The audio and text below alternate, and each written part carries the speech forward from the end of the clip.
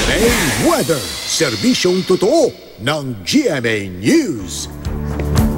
Hi, good morning. Good morning, Connie. Oh, ito. Nag-text si Susan. May tanong siya. Tag-ulan na daw ba?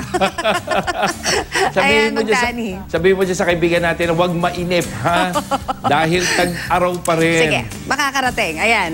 Ako, tinext ko na Magtani. Ano na ba talaga? Dahil ba ito kay Dante rin? May kinalaman ba dyan? Hindi. Yung nangyaring malakas na ulan kagabi no, dito sa Metro Manila, malaking bahagi ng Metro Manila, dulot po yun ng thunderstorm. Wala pong kinalaman yung bagyong Dante. Okay. At yun ang marami kasi nagtatanong, ito may epekto ng bagyo? Hindi po. Dahil kagabi, mga kapuso, ay lumabas na ng ating Philippine Area of Responsibility yung nasabing tropical storm na Dante na bukod po dyan ay humina na ito at isa na lamang tropical depression, yung bagyong Dante. Yan ay ayon sa Pag-asa.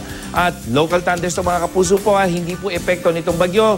Yung naranasan nating mga pagulan kagabi hanggang kaninang madaling araw, hindi lang dito sa Metro Manila, kundi naapektuhan din yung mga probinsya ng Rizal, dyan po sa Laguna, hanggang Pampanga at ilang bahagi ng probinsya ng Bulacan.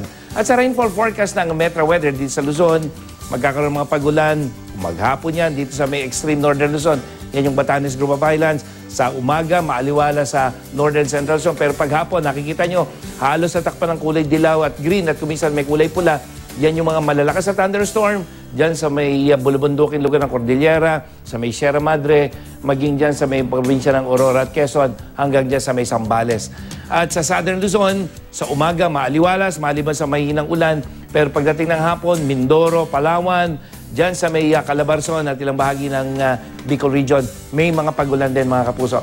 Sa Visayas, maaliwalas sa umaga, pero pagdating ng hapon, lalong-lalo na yung isla ng Negros, Cebu, Bohol, at ilang bahagi ng Eastern Visayas, makakaranas po ng mga thunderstorm.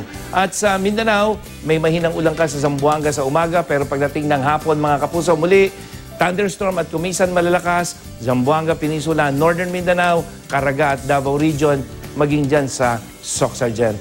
At ang lagay naman po ng panahon dito sa Metro Manila ngayong araw na ito, mababa ang tsansa ng ulan mula umaga hanggang hapon, pero muli maalinsangan mga kapuso sa posibleng 41 degrees Celsius na init factor. At yan ang latest mula sa GMA Weather. Ako po si Nathaniel Cruz, magplano para sigurado. I am ready. Serbisyong totoo ng GMA News.